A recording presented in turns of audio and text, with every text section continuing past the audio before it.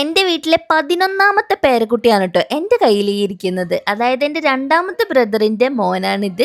അങ്ങനെ ബേബിൻ്റെ 40 ട്ടോ ഇന്ന് നമുക്ക്.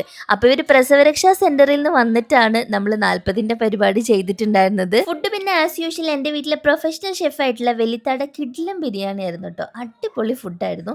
ഫുഡൊക്കെ കഴിച്ച് കഴിഞ്ഞിട്ട് ഞങ്ങളെല്ലാവരും പിന്നെ ബേബിൻ്റെ കൂടെ പോയിട്ട് കുറേ ഫോട്ടോസൊക്കെ എടുത്തു. എൻ്റെ ഹസ്ബൻഡും ഇത്തമാരുടെ ഹസ്ബൻഡും വെല്ലിക്കയും ഒക്കെ ഈ ഫ്രെയിമിൽ മിസ്സിംഗ് ആണ് ട്ടോ. എന്നാലും ഞങ്ങൾ കുറേ കാലങ്ങൾക്ക് ശേഷമാണ് ഇതുപോലെ കുറച്ച് നേരം സന്തോഷമായിട്ട് ഒരുമിച്ച് എല്ലാവരും കൂടെ ഇരുന്ന് സ്പെൻഡ് ചെയ്യുന്നത്. എനിക്ക് ഭയങ്കര ഹാപ്പിനെസ് തന്നൊരു ദിവസം കൂടായിരുന്നു കേട്ടോ ഇത്. അപ്പോൾ ആ ദിവസം പെട്ടെന്ന് അങ്ങോട്ട് അവസാനിപ്പിക്കാൻ ഞങ്ങൾക്കാർക്കും മനസ്സിലാത്തതുകൊണ്ട് ഞങ്ങൾ ചാവക്കാട് യന്ത്രൂഞ്ഞാലൊക്കെ വന്നിട്ടുണ്ടെന്ന് അറിഞ്ഞപ്പോൾ അതിൽ കയറാൻ വേണ്ടി പോയിട്ടുണ്ടായിരുന്നു. എനിക്ക് ഈ സംഭവങ്ങളൊക്കെ സത്യം പറഞ്ഞു കഴിഞ്ഞാൽ ഭയങ്കര പേടിയാണ് കേട്ടോ. പക്ഷെ കയറി ഇറങ്ങി കഴിഞ്ഞപ്പോൾ എനിക്ക് ഭയങ്കരമായിട്ടുള്ള നല്ലൊരു അഡ്രിനാലിൻ റഷ് കിട്ടിയെന്ന് വേണം പറയാൻ. നല്ല രസമുണ്ടായിരുന്നു കേട്ടോ. അത് കഴിഞ്ഞിട്ട് പിന്നെ ഞങ്ങളുടെ അടുത്ത് തന്നെയുള്ള ഒരു ചായക്കടയിൽ പോയിട്ട് നല്ല അടിപൊളി ചായയും ഒരുപാട് സ്നാക്സ് ഒക്കെ കഴിച്ചിട്ട് നല്ലൊരു ദിവസം അങ്ങനെ അവസാനിച്ചു.